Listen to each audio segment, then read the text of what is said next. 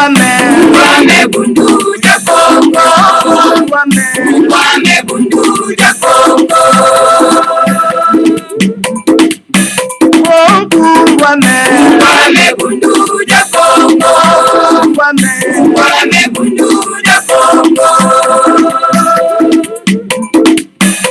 Okinkole Kole kukongo ya mwenyika. Kizole Inaya tena mane mumbandwe. Mungulu za kanda ya Kongo. Mungulu za kanda ya Kongo. Ombita Ita kukongo ya mwenyika. Inaya tena mane mumbandwe. Mwana vita kukongo. Mwana vita kukongo. Okiaje Kongo ya mwenyika. Inaya tena mane mumbandwe. Makanda ya Kongo. Makanda ya Kongo. Otombe Kongo ya mwenyika. Inaya tena mane mumbandwe. Musoma tende kukongo. Musoma tende kukongo.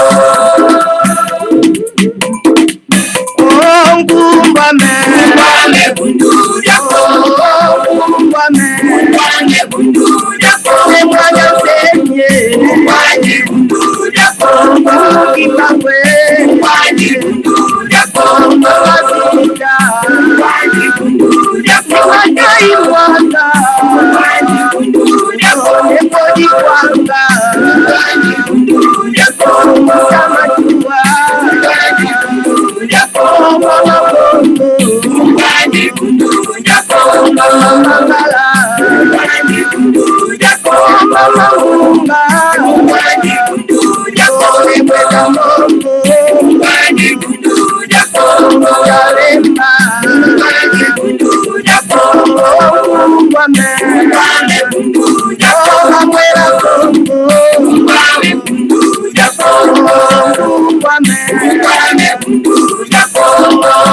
Ngwame bundu ja Kongo. Matondo mingi baba batata bandeko balandi ya Congo bololo tala biso wana toye lisusu en tout cas na pokwa na lelo pamba te lelo ezali ya solo pena en tout cas mokolo mwa mitano ya mposo mokolo mwa tuku mibale ya sanza ya misato mobu ya koto mibale na tuku mibale tokomi bongo na ngonga ya zomi na mitano na miniti tuku mitano elingi koloba ngonga misato na miniti tuku mitano ya sima ya nzanga. En tout cas bamama batata bandeko totobeli bino mokolo malamu bayenge mpe bambote balosako na bino banso ezali ya bino molobeli mbuta bopele bobala elingi koloba malamu koloba toyei lelo en tout cas na édition spéciale Congo bololo poto koka solo pena koloba peto melisa bayo baza nango na bosenga Congo bololo pona ete bokono oyo baza na yango ekoka solo pena kosila bama batata bandeko bana lisanga timati tozali na Congo dieto moko awa liboso na biso oyo totie yango pona baimboka nyonso bakoka kolanda Congo dieto oyo ezali kolobela solo pena tuka bama batata bandeko balandi ya Congo bololo donc likambo etali solo pena en tout cas pardon oyo le grand maître de Mandansemi apesi na mbuta na biso mbuta kibinda panzo oyo solo pena alakisi vraiment donc botosi na ye solo pena epai ya ntumwa na Nzambe epai ya le grand maître de Mandansemi na nsima ya kozalaka sanctionné bama batata bandeko balandi ya Congo bololo yango nde Congo dieto oyo tokotia solo pena likolo na mesa awa poto décortiquer na bino yango elongo moko pour en tout cas Mbuta Kibinda Pezo, Mbuta Kibinda Panzu, je vais dire, alakisi solo pena en tout cas vraiment ete azali moto oyo azali bobele na fidélité au guide. Voilà bama batata bande. Na yango bama batata bande kwa voto kende kuna na Congo Dieto oyo, Congo Dieto 4401, Congo Dieto kotomine na kamamine na moko. Tokokenda na la longue introduction. Longue introduction na biso etali likambo etali moto tobengi Chilombo. Bolandaki bino nyonso en tout cas bama batata bandeko makambo Chilombo alobi. Yango nde tokoya ko décortiquer awa na longue introduction na biso. Kasi bosoto ke na longue introduction na biso tozalobe ko meka kotalisa na baimboka ko rappeler bango ete lelo ezali le 20 mars. Dans 4 jours, c'est la date de l'anniversaire du grand maître de Mandant Semi, tout le monde ensemble, le président de la République fédérale du Congo. Le 24 mars 1950, le 24 mars 2020. 70 ans, jour pour jour, Bama Batata de Balandia Congo Bolo. Alors donc, Yangwana, en tout cas, et Sengé Baïmbo Kaba se préparer pour un but événement.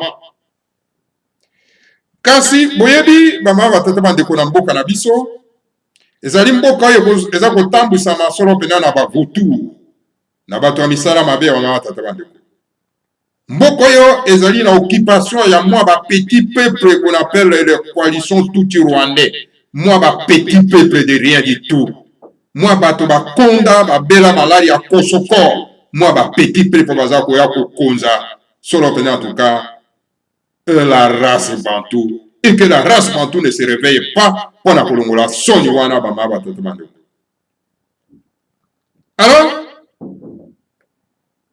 tala sikoyo Bama Batata bandeko mwana oyo ya race bantu na kombo ya Chilombo bolandaki ye Bama Batata bandeko azwi mokano alobi ete baaktivité moko ekoki kosalema te à partir ya lobi puis pendant 4 semaines. Raison apesi alobi non, écoutez, parce que coronavirus et ça l'irruption dans le Congo. Voilà les prétextes. Il y a un aventurier Bama Batata bandeko na Congo ya Chilombo. C'est un aventurier.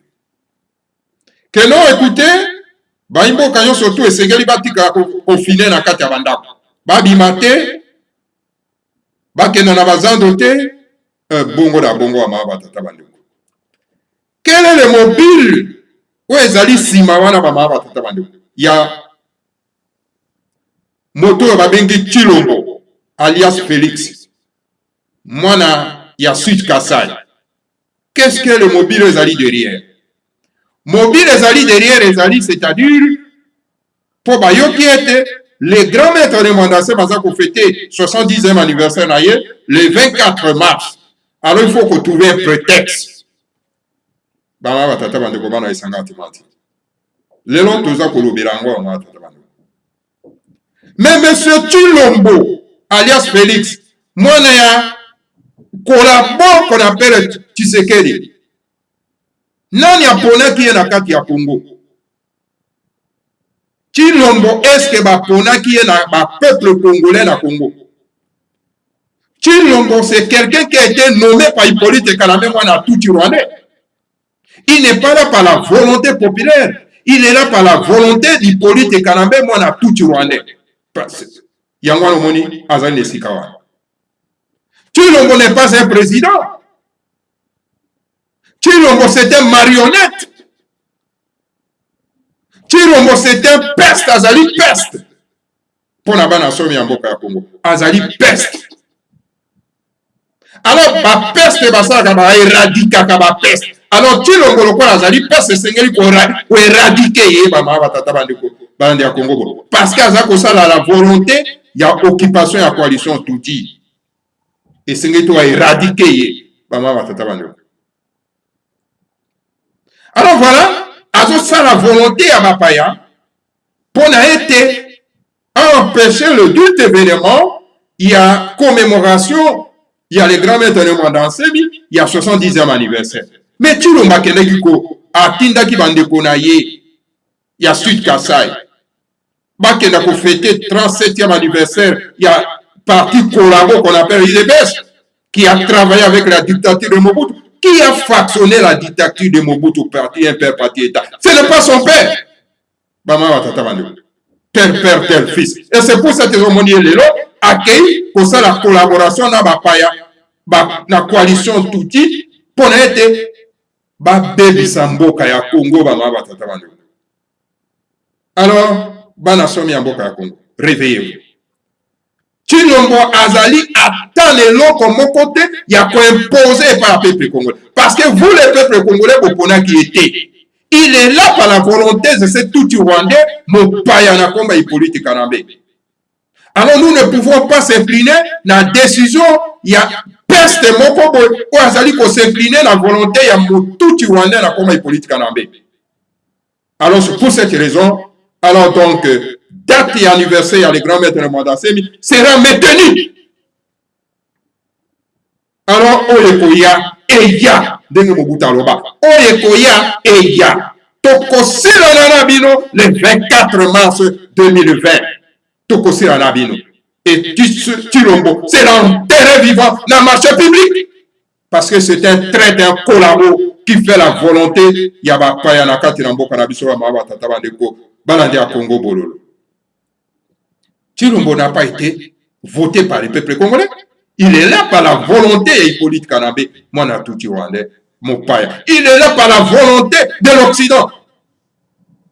Voilà argument à pousser. Alors bien non, coronavirus est commis à Kinshasa, alors à confiner Bateau.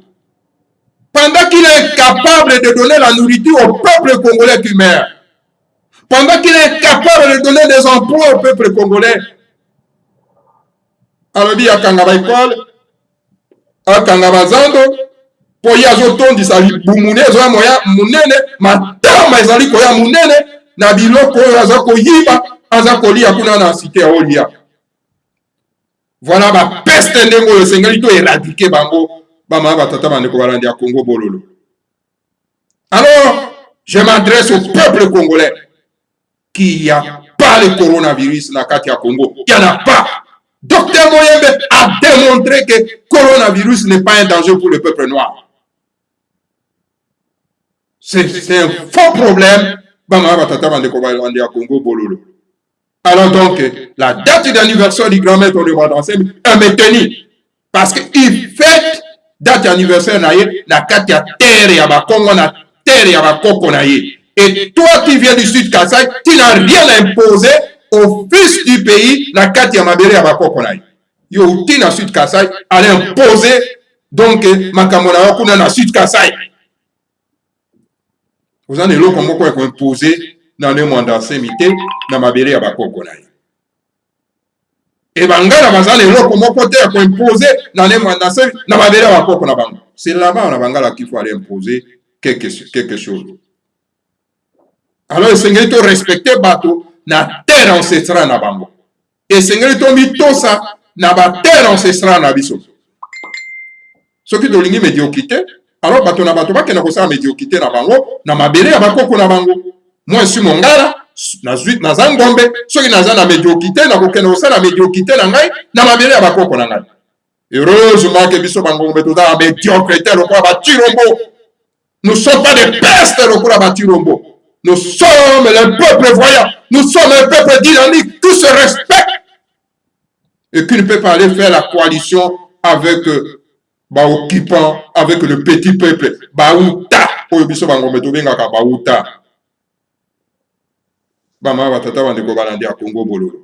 Alors, Nayango, peuple congolais, Banasson Yamboka ya Congo, la date d'anniversaire du grand maître de Mandansemi est maintenue. Il aura lieu. Et que sale mama batata bandeko. Et qui vivra verra. Chilombo azane loko mon côté, ya ko imposer ba imboka parce que et si kawa nezali a été bama batata bandeko akena ko imposer makambo na kuna na Sud Kasai balandi ya Congo bololo. Alors voilà l'homme oyaza ko bangisa bango c'est le mandat. Alors le peuple congolais et seigneur boko koyeba bino ete libération na bino ezali na mutu ya de mwanda semi. Le 24 mars, lorsque vous allez brader, donc, ma décision, ma seule décision, il y a Chilombo, il y a traître Chilombo, vous allez voir ce qui va se passer dans Katiambokama et que nous serons tous libérés. Bama watata bandeko balandi ya Congo bololo. Et Sengri te répondre à la médiocre. Bah Chilombo, ce sont des médiocres. Alors bango ba kena médiocrité na bango na bisiko bango ba uti bama batata bandeko balandi ya Congo bololo. Bato na dans esika na bango. Soki bongo kolisa médiocrité na bino, bokena kosala yango na mabele ya bakoko na bino. Chacun a sa terre ancestrale. Soki lingo komisa mabele ya bakoko na ombe ekoma médiocre, alors kena kosala yango kuna esika bakoko na batikaki yo. Bama batata bandeko bande ya Congo bolo. Alors bobanga eloko moko te. Coronavirus, c'est un prétexte pour empêcher le grand maître de Mandasemi à commémorer 70e anniversaire naïe. Alors nous allons fêter ça.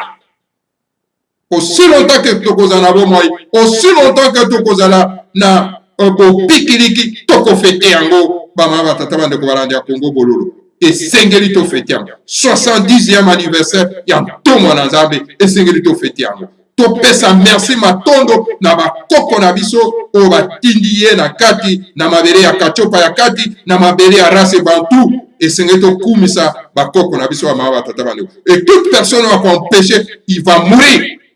À quoi disparaître. Bama batata bandeko balandi ya Congo bolo. En commençant par Chilombo Moko. Il va disparaître parce que il est allé toucher là où on ne peut pas toucher. Et si quand on se kokenda kopesa lokumu na bakoko na biso po batindi mosungi po na ete akoka kolongola biso na maboko ya banguna bapaya baza kokoza biso bango balingi sikoyo to baza kosepela na situation na tozana na situation ya occupation.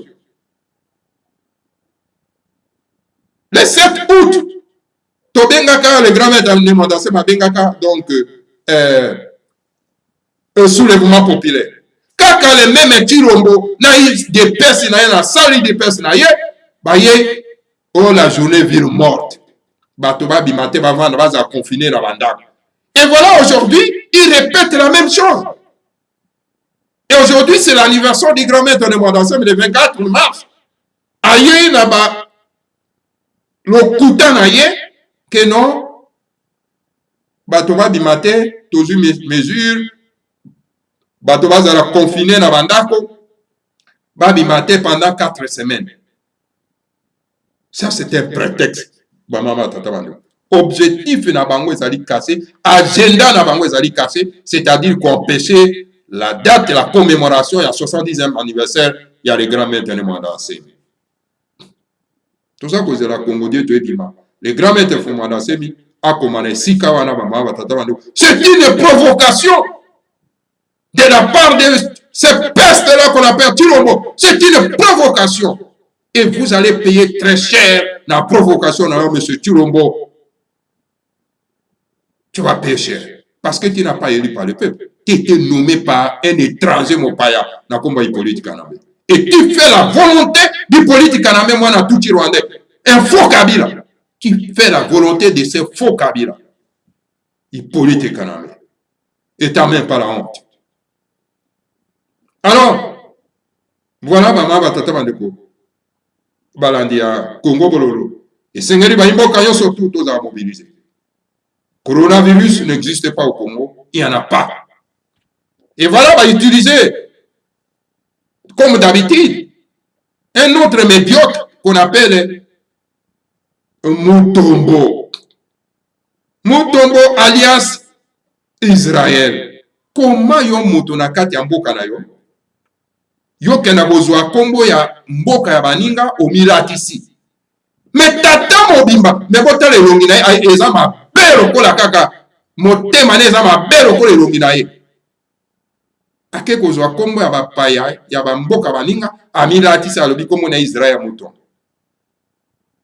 Alors qui vient aza koutiliser media na ye pona kokosa baimboka kolatisa baimboka pongi parce que bafuti ye mbongo. Mais les Congolais sont tentés de vendre leur pays à cause de l'argent toujours, à cause de mbongo. Oh non, mokonzi ya mboka lobi, bovanda na ndako, azu mesure, eza mesure epona na biso, eza mesure sanitaire, etc. Lokuta monene, mesure sanitaire mokonzi ya mboka. Nana votaki moto babengi Chilo. Nana votaki ye, yo, monsieur Mutombo, alias Israël. Motomobi, azata na sonite tata wana. Tale longine zayi mabelo kwa motema na ine zayi mabe. Ake kolata kombo ya bapaya, kombo ya mboka baninga. Momekoloni okolata kombo ya eteni wa mabele. Olati kombo ya Kananga, Kananga Mutombo. Olati kombo ya Mbujimai Mutombo. Olati kombo ya Kasai Mutombo. Ozokenda kolata kombo ya baninga complexé. C'était complexé. Et mais quelle information à quoi pesa bino na mboka na bino? Quelle est la bonne information à quoi pesa bino? Quelqu'un qui est complexé comme ça. Comme monsieur Mutomba alias Israël, est complexé et corrompu. Pesi mbongo, ayi kolatisa bato pongi, ko bombade bato makamba lokuta, mama batata bandeko na diabolique na bango ya bosolo na politique. Bosolo na politique, lokuta na politique. Bosolo na politique. C'est lokuta na politique. Voilà ces nègres qui vont de leur pays avec le billet de dollars. Bazo teka mboka na bango na ba billet à dollars. Pe bazo yoka solité ba mama batata bande ko balandi ya Congo bololo. O ba miyibi ya ndenge ni taba nègre ndengo yo. Nzamba apesi bango mabele ya kitoko bakoka kosalela yango bazo teka mabele na bango. Mais tango boza ko teka mabele na bino boko kende wapi? Tozalaki na Égypte. Tolongo Égypte parce que Égypte baby. Batindi biso na Afrique centrale. Bapesi biso mabele wa. Parce que ezalaki na no vie. Sikoyo koza ko bebisa mabele oyo bapesi biso na tata nzambe apongu tulendo. Parce que nous aime tant. Atondisi pe kitanyo sur la carte. Pour te construire mabele wana. Siko bozo teka yango. Vous croyez que soki bo teki yango bo kenda isusu wa. Parce que mabele yo surtout na mokilo ezali occupé. Ezali susute. Poko kenda na océan parce que kuna na océan na kalunga. Nzambe apongu tulendo atia ba espèce mosusu kuna bavanda kuna. Oko kenda kuna te. Soko kei kuna reka moni akolanda bino mais écoutez, mais awate. Aweze pana bino te, aweze pana biso. Soki ba liyo bazana raison ya ko lia yo. Po bongo no esali te pour protéger sikana yo. Même banyama na zamba ba protéger ka sikana bango. Kende pa ba lion. Regardez le comportement des lions. Espace na bango ba tracé, ba ko lingate antilo pa le kawana, ba ko lingate mbolo pa le kawana, ba ko lingate ke nyama mususu o ezali espèce na bango te et le kawana. Ba so protéger on peut ba so veiller. Mais nyama qui a un comportement ya défense, ya territoire na ye. Mais yo moto oyo nzambe apungu tulenda tie bongo yozo teka mabele na yo na ba moso de dollars. Mais quel genre de comportement ba mama batata bande ko balandi ya Congo bolo. Alors bato andengo esingi to bundisa bango. Toko bundisa kaka ba politicien te o bazo teka mboka pe bazo teka maimboka toko bundisa na bato ya média. Et média ya liboso tozali ko bundisa ezali lokuta na politique oyo yaza ko ba solo na politique. Lokuta na politique toko bundisa. Omoni tanga yambaki mukuna. Azo tuna mokona ikamba mesure oyo Chilombo azui. Mukuna azalaki mal à l'aise pour répondre na ba question wana. Mais il azali à l'aise parce que basi ba pesi ba morceau de dollars, ba billet de dollars yango mona aza alese azoloba aza kopuse ke mu kuna asuivre ye na voie na ye wana ya lokuta ya Chilombo. Ki adi mawa mingi na bato ya lolingo oyo bamaya batata bandeko balandi ya Congo bololo. Donc voilà, bokanisa te ke boza na monopole ya media na mboka, mais Congo bololo ezali mpona ya komelisa bino Congo bololo. Omeli ya yo gobele ya Congo bololo lelo lobi esengeli okangolama. Alors bayimboka bolanda Congo bololo, bo partage yango na bayimboka. Awa nde bosolo elobamaka. Bosolo awa nde sika totalisaka bino solo pena. En tout cas, le vrai leader oyo azali teinté de la spiritualité, oyo azali l'esprit patriotique, les nationalistes pur dire, c'est ne mwanda nsemi mosusu azali te. Bamama batata bandeko balandi ya Congo bololo. Soki tongi mboka ekangolama pasi na biso koka kosila esengeli tolanda be moto moko na kombo ya ne mwanda nsemi. Bamama batata bandeko balandi ya Congo bololo. Voilà, bamama batata bandeko maye oyo nakoki komemela bino na longue introduction yango wana oyo azala mato ya koyoka akoka koyoka po azali na miso ya komona mpe motema molimo ya kososolo akoka solo mpenza tuka kososolo bamama batata bandeko balandi ya Congo bololo. Tokei mpona kosukisa na Congo dietu 4401 Kibinda Panzu pardonné par ne mwanda nsemi. Kibinda Panzu oyo basanctionnaki ye na reglement ne mwanda nsemi, barehabilite ye, bapardonne ye, bapesi ye bolimbisi, balimbisi ye. En tout cas, je félicite Kibinda Panzu na comportement affichaki, na tango balimozaki ye, pe atikali solo pena toujours fidèle au guide. Félicitations, en tout cas, monsieur Mbuta Kibinda Panzu. Le 16 mai 2017, les hommes de Kalunda Motov alias Kalev, le service de sécurité de Hippolyte Kanamé, voulant m'enlever de la prison de Makala à minuit pour me transférer clandestinement à Lubumbashi, à la prison de Kasapa, où est mort le seigneur Kimbangu. Oyebi bien mokolo mazobi na motoba ya sanza mitano mobu ya koto mibale na zobi na sambo. Bato ya Kalunda Motov alias Kalev, le nani wana wabengi Kalunda alias Kalev, azalaki mokonzi pe azali toujours mokonzi ya organisation terroriste liée à Al-Qaïda et liée à Daesh na kombo ya ANER. ANER, c'est une organisation terroriste liée à Al-Qaïda. ANER, c'est une organisation terroriste liée à Daesh. Alors, ANER ezali organisation terroriste et Hippolyte Kanamé. Motaza kotambusa yango ezali Kalunda Motov alias Kalev. Na tango wana mokolo mazomi na motoba ya sanza mitano mobu ya koto mibale na zomi na sambo.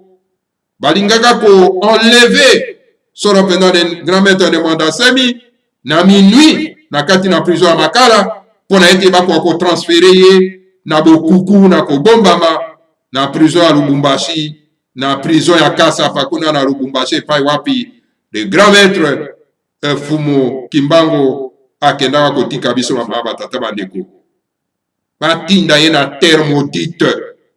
Katanga c'est une terre maudite. Esengeli bana Katanga batubela pamba te ba grand homme bazongisa molimi na bango na babele na bango. En qualité de général Mavoué Bakosi de la mer céleste, j'ai demandé au Seigneur Kabezia Mpongo, alias le Seigneur Sabaote Fumandungono, de m'envoyer des anges guerriers pour venir casser la prison de Makala afin que je sois libéré de cette prison.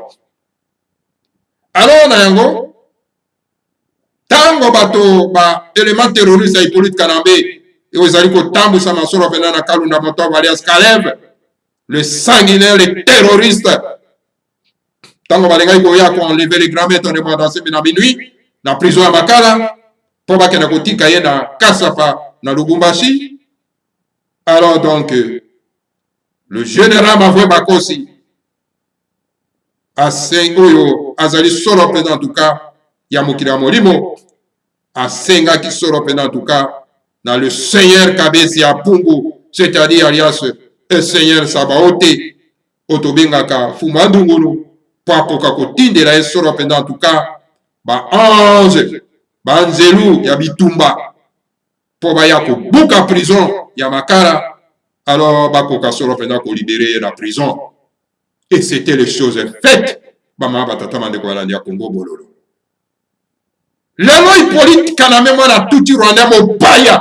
Waza ko reye na ndako na biso. Oya nommé motoka bengi Chilombo azoko salela Hippolyte Kaname. Chilombo mwasi ya Hippolyte Kaname alias Kabila, de faux Kabila. Ndenge bazakana bamona ka vraiment donc ma ce qui n'est pas un grand maître de Mwandansemi. Alors, on va bouki prison à Makala. Va libérer sur en tout cas le grand maître de Mwandansemi, le général Mavoué Bakosi. À 6 h du matin, je suis sorti de la prison de Makala. Je me suis multiplié en 3 Mwandansemi. Le premier Mwandansemi, le vrai, c'est moi-même. Je suis monté sur une moto et les Bayaka m'ont conduit au Kanluka. Dans 6 h du matin, tout ça pour rappeler une historique qui est dans Makala. Dans 6 h du matin, na bimi solo pendant tout cas na prison à Makala. Les grands maîtres de Mwandansemi m'a bimi na prison à Makala. À se multiplier, à commis Misato, ba Mwandansemi Misato. À se multiplier, à commis ne Mwandansemi Misato. Mwandansemi, il y a liboso, il y a solo, il y a vrai, ezali yemoko. A mataki solo pena en tout cas, na mobilette na tukutuku. Et pas wapi, ba yaka ba memaki solo pena en tout cas, na Kanluka. Talandenge événement Erekaki. Le deuxième Mwandansemi, je l'ai envoyé à Bumbu parce qu'après la destruction des palais royaux, ma femme et Lubondo habitaient à Bumbu, près de la prison de Makala. Mwandansemi a mis balé, a tindi et solo pendant tout cas na Bumbu. Pambate parce que, tango ba élément terroriste ya Hippolyte Kaname na Kalunda Motoba alias Kalem, il y a une organisation terroriste liée à Qaïda, Daesh, qu'on appelle ANR, bah, détruisaki palais royal, il y a les grands maîtres Mwandansemi, moi si na y a Lubondo, abandaki kovanda na Bumbu. Pembeni, il y a prison, il y a Makala. Le troisième Mwandansemi, je l'ai envoyé à Bandalungwa, parce que j'habitais à Bandalungwa avant de construire mon palais royal de ma campagne. Alors le troisième, donc le faux Mwandansemi, donc a tindi na Bandalungwa. Pour la ligne na Bandalungwa, parce que Bandalungwa ezali siko de Mwandansemi abandaki kovanda avant koka kotonga solo penanda konaye yamba campagne nde sika bandaki kovanda. Alors que les militaires de Kabila, du politique Kaname, le faux Kabila, me cherchent partout. La nuit, mon grand frère Mbelelo Nsemi, Kibinda Mpanzu et Luntumu Patrice sont venus me récupérer au Kanluka. Et Kibinda Mpanzu m'a conduit dans son village de Mbuku Dungu à Tchela. Déjà, je suis allé avec Kibinda Mpanzu et Wampuna au Kabinda. Alors que, élément terroriste et Hippolyte Kaname, baza koluka les grands maîtres de Mwandansemi partout. Yangwana na butu, grand frère na ye na kombo ya Mbelolo Osemi, Kibinda Panzu na Lutumu Patrice baye ko récupérer le grand maître Nemanda Osemi na Kaluka. Et Kibinda Panzu a memi e solo pena en tout cas bama batata bandeko a memi e na village na ye ya Mbuku Dungu na Tchela. Déjà na kei solo pena na Kibinda Panzu pe na Wapuna na wapi na Kabinda. Recherché par l'organisation terroriste liée à Al-Qaïda en air, dirigée par Kalunda Montand, alias Kalev, qui a infiltré une église de réveil, qui me cherchait pour me remettre à Hippolyte Karamé, alias Kabila. Traqué par un péla qui me cherchait, car il voulait venger ses militaires morts par la mystique indica dans la guerre des palais royaux. Nemanda Osemi a décidé d'aller vivre dans l'espace, entre le ciel et la terre. Alors, l'organisation terroriste liée à Al-Qaïda, qu'on appelle ANER, va infiltrer Bamangomba, surtout l'église et à réveil. Et puis, Bandisko Yokoluka, le grand maître de Nemanda Osemi, pour remettre pas Hippolyte Karamé, par l'église de réveil, par l'église du sommeil. Bango baza pour accompagner l'occupation. Donc, Batindi Bango, Bakenda Koluka, le grand maître de Nemanda Osemi, pour récupérer, pour passer dans mon paya. Pour y avoir qu'on cannabis illégalement. De l'autre côté, un péla, ils ont traqué, peu Koluka, le grand maître de Nemanda Osemi. Pas matin, un péla, il y a qui venger sur le pénal Basoda, na yo bakufaki, na mystique indica. Na bitumba oyo esalemaki solo pena na palais royal. Alors Nemanda Osemi azwaki mokano akei kovanda na espace entre mabele na likolo bama batata bana. Entre mabele na likolo, avandi dans le vide, dans l'espace. Azo tala bango nyonso surtout ndenge baza kosala bama batata bana. Mais bon tala moto toza na na kati ya mboka. Bongo siko toza na moto alolege bo. Tokenda kolandaka bato lokola bakilombo. Tokenda kolandaka bato lokola babemba. Tokenda kolandaka bato lokola bafayu. C'est une distraction ou bien tolingi tokangola mboka te. Est-ce que miso na biso bakangi yango tozokoka komona te? Yango komona bandeko bakolinga ko partager Congo bololo te.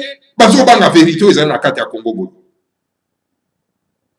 Alors je exhorte à tout le monde de partager Congo Bolo. Oya ko partager Congo Bolo te, il sera maudit.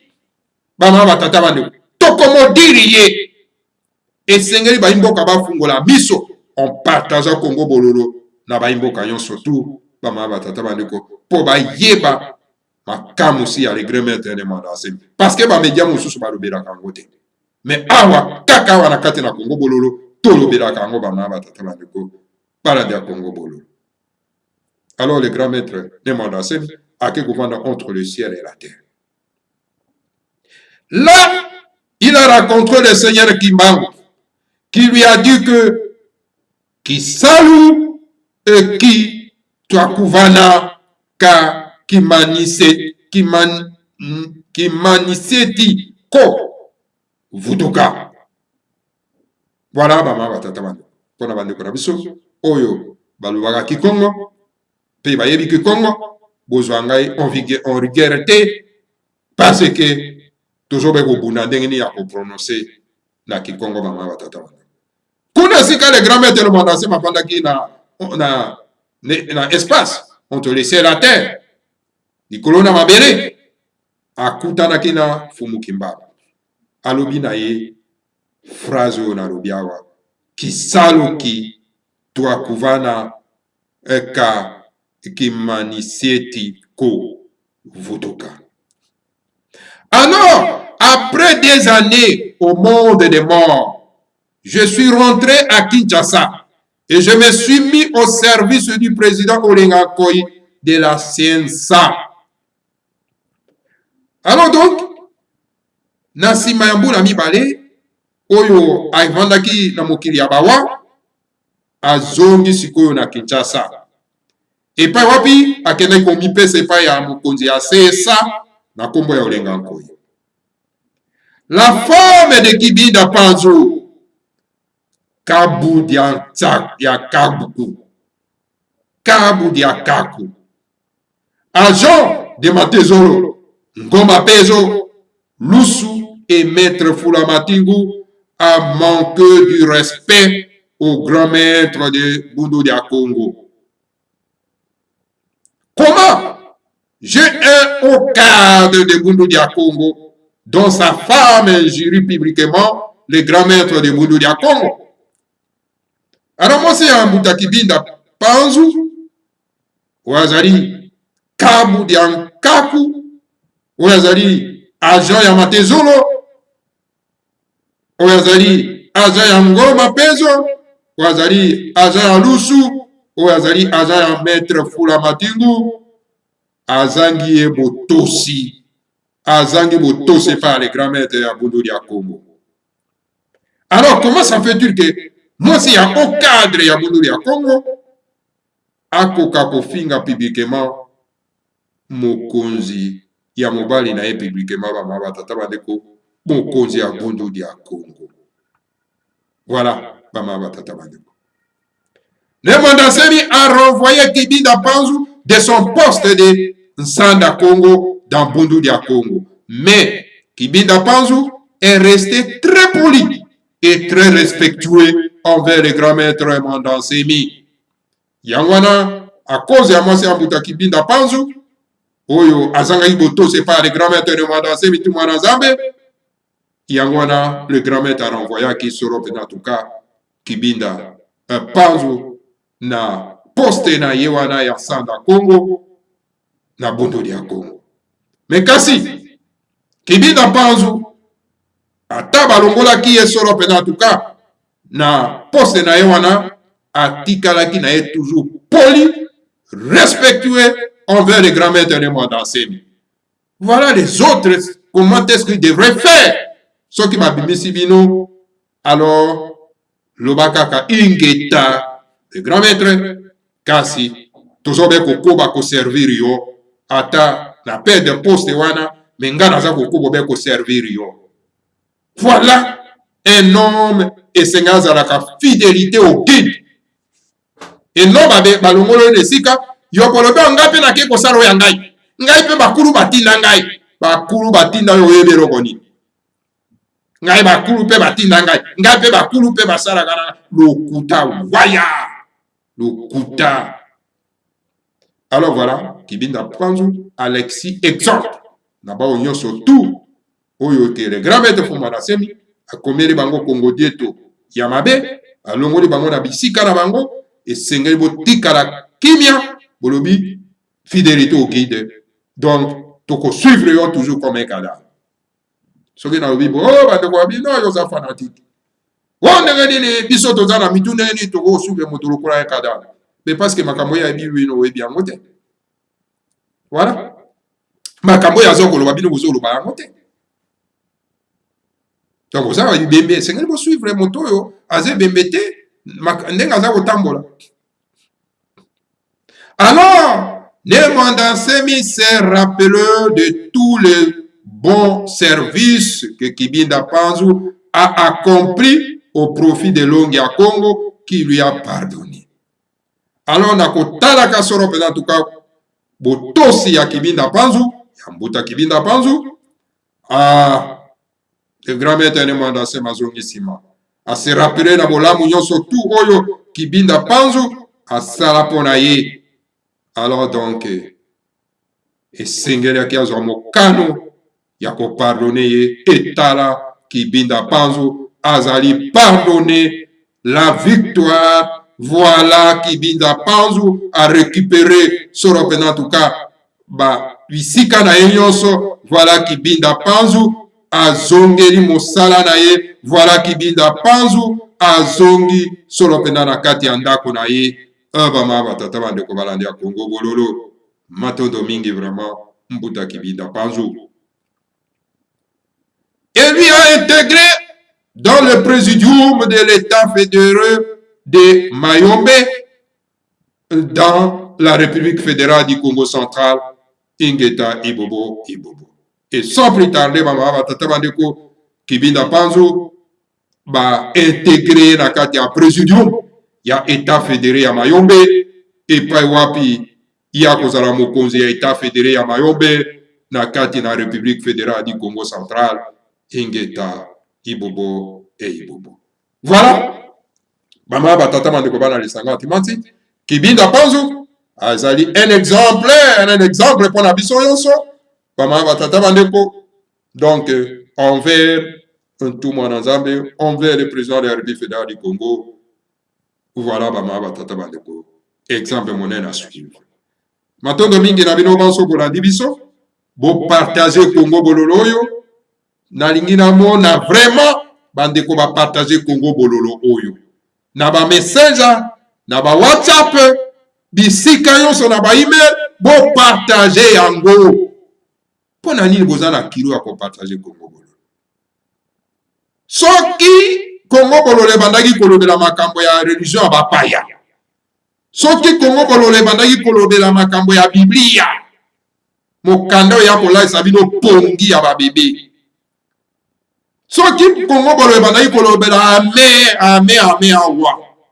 O parlant en langue. Nde boza ko partager Congo Bololo. Mais kuna na kati ya biloko wana makambo ya malonga ezali te. Ezo comme ça bino de bazoba.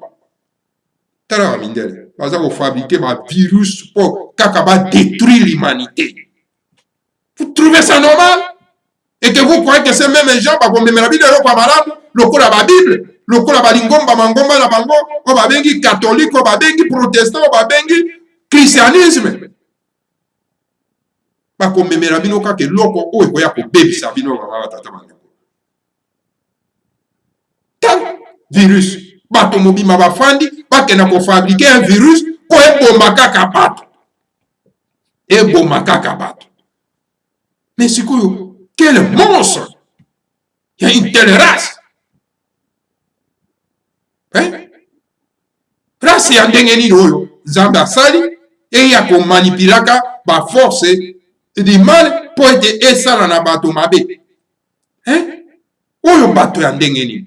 Ole tovanda na mokili oyo na bolamu nyonso, na boyokani, na respect mutuel pour to développer monde oyo mabele oyo tata nzambe apesa biso te bamosusu bazali wana mpona koluka kaka domination, bafabrike bavirus mpo ebongobela bato.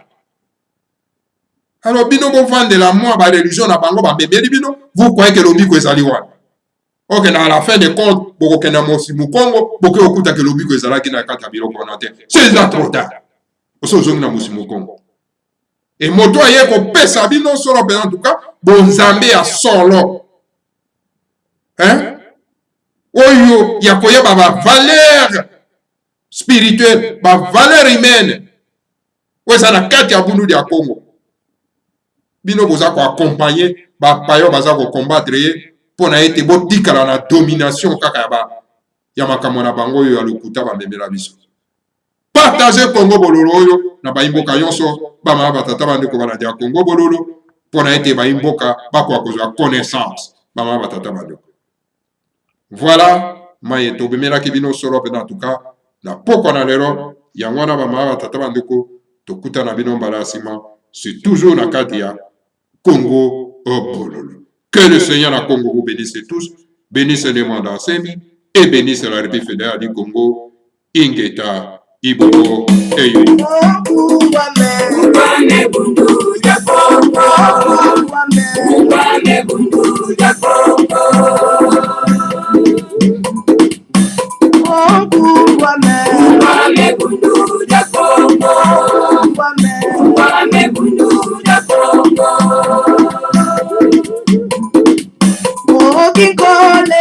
Kole kukongo ya mwenikyo Nina mwana kakizole leko Nina ya tena mani mubanje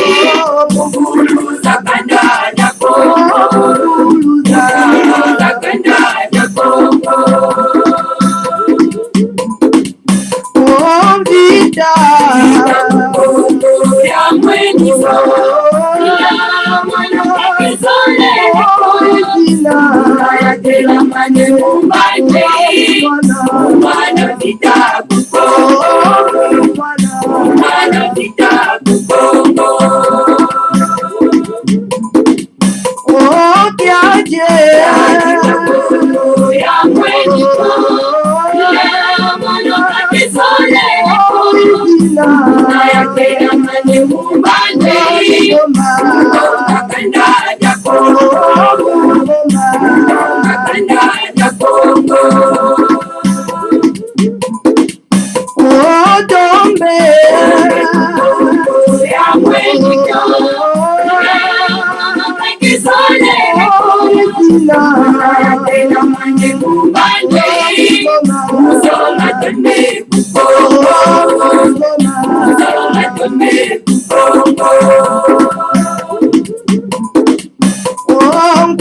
Ngame bundu yako Ngame bundu yako Ngame bundu yako Ngame bundu yako Ngame